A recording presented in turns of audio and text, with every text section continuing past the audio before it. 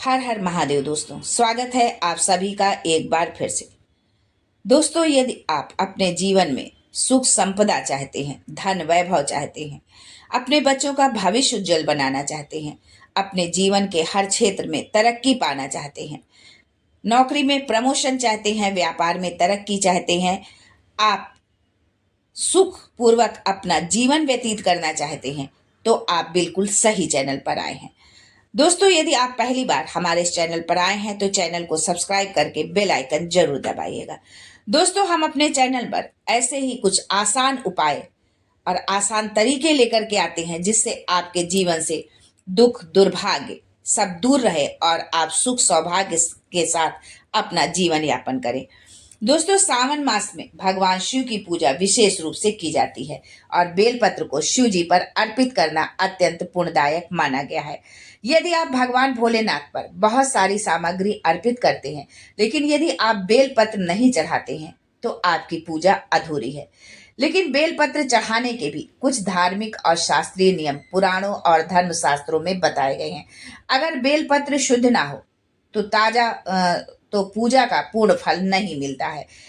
शास्त्रों में स्पष्ट रूप से बताया गया है कि भगवान शिव को अर्पित करने के लिए बेलपत्र विशेष गुणों से युक्त होना चाहिए। यदि बेलपत्र अशुद्ध, मुरझाया हुआ है, सूखा हुआ है, तो आपको इससे उसका फल नहीं मिलेगा और आपका जो पूजन है वो निष्फल हो जाएगा। ऐसे में आपका व्रत भी आपको कोई फल नहीं देगा और आपकी पूजा व्यर्थ चली जाएगी। तो आइए जानते हैं आज के इस खास वीडियो में सावन में शिवलिंग पर चढ़ाने के लिए कैसे बेलपत्र होने चाहिए, कैसे बेलपत्र हम भगवान भोलेनाथ पर अर्पित करें। लेकिन आगे बढ़ने से पहले आपसे रिक्वेस्ट करती हूँ कि वीडियो को लाइक करिएगा, दोस्तों को शेयर कर दीजिएगा और अगर आपने अभी तक चैनल को सब्सक्राइब नहीं किया है तो चैनल को सब्सक्राइब करके बेल आइकन जरूर दबाइएगा। दोस्तों, भगवान शिव को चढ़ाने के लिए बेलपत्र हमेशा त्रिदल होना चाहिए, यानी 3 पत्ते वाले होना चाहिए, अर्थात उसकी एक डंडी में 3 पत्तियां जुड़ी हों। ये त्रिदेव ब्रह्मा, विष्णु और महेश का प्रतीक होता है। साथ ही शिव के त्रिनेत्र और त्रिशूल को भी दर्शाता है। 1 या 2 पत्ती वाले बेलपत्र को पूजन में मान्य नहीं माना गया है। त्रिदल बेलपत्र शिव भक्ति की पूर्णता का संकेत होता है और इसे अर्पण करने से विशेष पुण्य की प्राप्ति होती है। दोस्तों, शिव को अर्पित किया जाने वाला बेलपत्र पूरी तरह से ताजा, हरा और साफ सुथरा होना चाहिए। पीला, सूखा, मुरझाया हुआ या कीड़े मकोड़ों से क्षतिग्रस्त बेलपत्र अर्पित नहीं करना चाहिए। बेलपत्र जितना हरा और ताजा होगा उतना ही वो शिव को प्रिय होता है। गिरे हुए या गंदे पत्तों का उपयोग करने से पूजा का प्रभाव कम हो जाता है और आपको अपने पूजा का भी कोई फल भी नहीं मिलता है।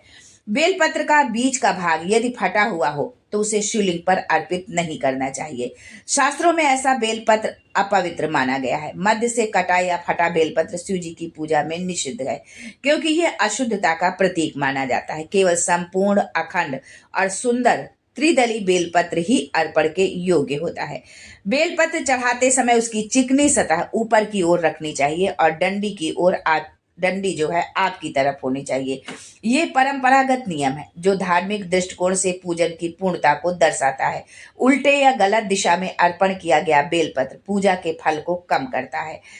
दोस्तों, भगवान शिव की एक विशेषता यह है कि वे पुनः अर्पण किए हुए बेलपत्र को भी स्वीकार करते हैं। यदि कोई बेलपत्र पहले चढ़ाया गया हो और वो अभी भी साफ, त्रिदली और अखंड अवस्था में है तो उसे धोकर आप पुनः चढ़ा सकते हैं। यदि किसी कारण से आपको बेलपत्र उपलब्ध नहीं हो रहा है तब आप जो है ऐसा करके भगवान भोलेनाथ को प्रसन्न कर सकते हैं। यह शिव की उदारता का प्रतीक है और ये दर्शाता है कि वे भक्ति और भावना को अधिक महत्व देते हैं। भक्ति और भावना के प्रेमी हैं जो है। महादेव अपने भक्त की भावना को देखते हैं, उसके प्रेम समर्पण को देखते हैं। दूसरी बात यहाँ पर यह भी बताना चाहूंगी कि भगवान भोलेनाथ पूर्ण समर्पण से बेहद शीघ्र खुश होते हैं और अपना आशीर्वाद जातक को देते हैं। दोस्तों, पूर्ण समर्पण का तात्पर्य है, हमारे गुरु जी ने अपनी कथा में पंडित प्रदीप मिश्रा जी ने बताया है कि पूर्ण समर्पण वो है कि जो चीज हम भगवान भोलेनाथ को अर्पित कर रहे हैं वो जो है हमारी होनी चाहिए। उदाहरण के लिए आपको बताती हूँ कि मान लीजिए आप पुष्प, बेलपत्र, शमी पत्र, कोई भी चीज भगवान भोलेनाथ को आप अर्पित कर रहे हैं, लेकिन वो आप दूसरे के बगीचे से फूल आपने तोड़ लिया, बेलपत्री ले ली या इस तरह से आपने लिया, तो वो आपका पूर्ण समर्पण नहीं है। आप जो भी चढ़ाएं, आप अपने पैसे से उसको खरीद कर लेके आए, तभी वो पूर्ण समर्पण माना जाता है, उसी को भगवान भोलेनाथ स्वीकार करते हैं।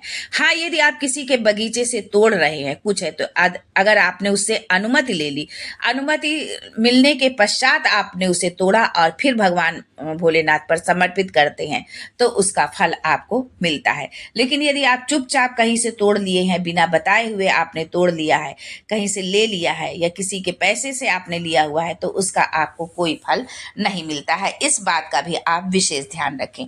तो आज के लिए बस इतना ही, फिर मिलते हैं कुछ नया, कुछ अलग, कुछ अद्भुत लेकर। तब तक के लिए Har Har Mahadev and thanks for watching my video.